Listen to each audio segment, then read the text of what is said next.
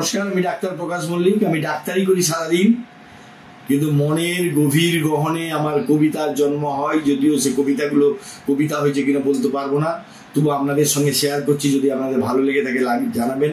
আমার 12টি কবিতা গ্রন্থ বেরিয়েছে, তার মধ্যে একটি হলো হাইফেন, এবং কবিতাটি একটি পড়ে শোনাচ্ছি। কয়েকটি কবিতা শোনাবো।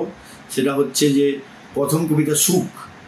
সুখের আশায় দুঃখকে মেনে নিই, অন্ধকারে ডুবে যায় আলোর প্রতীক্ষায়। সুখ কিংবা আলোর দেখা পায় না, হতাশা পীড়া দেয়, চিত্ত দুর্বল হয়ে বেঁচে থাকার আনন্দ মাটি হয়ে যায়। দুঃখ পেতে পেতে নিজেকে হারিয়ে ফেলি, হঠাৎ একদিন অনুভব করি দুঃখের ভেতরে অনাবিল সুখ। সুখের মধ্যে দীর্ঘশ্বাস, বাঁচার আশ্বাস, বিষণ্ণ আমি ভেসে যাই আনন্দ স্রোতে।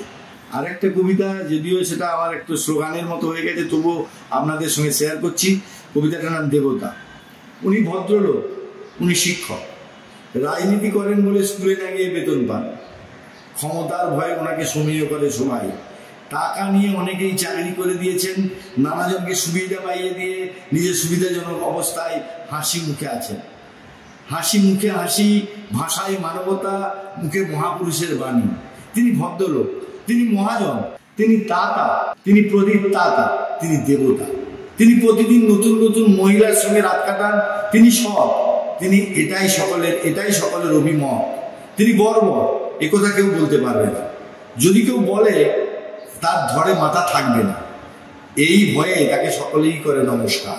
সবাই বলে তিনি উদার, তিনি মহান, তিনি সমাজকে করে খান খান। কারণ তিনি মহান, তাই তিনি সকলের কাছে পান প্রণাম। তিনি নমস্য, কারণ তার হাতে আছে ক্ষমতা, তাই সকলে গভীর মমতায় গোলায় মালা পরায়।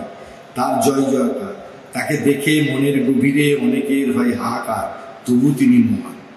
আরেকটি কবিতা পড়েই শেষ করব। আমার অনেক কবিতা আছে, পরবর্তীকালে আপনারা চাইলে কমেন্টসে জানালে আমরা আরো কবিতা পড়ব। সেটা হচ্ছে যে ফুলের অশ্রু। ফুলের গন্ধ নিয়েই আমি পুলকিত হই, প্রিয়কে ফুল উপহার দিয়ে নিজেকে ভরিয়ে তুলি। ফুলের ছোঁয়ায় পরিবেশ সুন্দর হয়ে ওঠে, অসুস্থ রুগী ফুলের গন্ধে সুস্থ হয়ে ওঠে। কিন্তু কেউ কি খবর রাখে ফুলের অশ্রু ঝরা? যখন গাছেরা ক্ষুধার্ত হয়, ফুল ঝরে পড়ে মাটিতে। নিজের আনন্দের জন্য আমরা অনেকে কিছু করি, অনেকের কথা ভাবার সময় কোথায়? আমরা অপরের গলায় গান শুনে আনন্দিত হই, কিন্তু কেউ কি শুনেছি কোনোদিন অজ্ঞাত পাখির বিষণ্ণ হাহাকার? আমাদের শুধু আমার আমার, আর এই আমার মধ্যেই হাহাকার। অবশেষে চোখে চোখ ভরে যায় কান্নায়। আমি কান্না চোখে নিজেকে বিজ্ঞাপিত করি, আমি সুখে আছি। নমস্কার।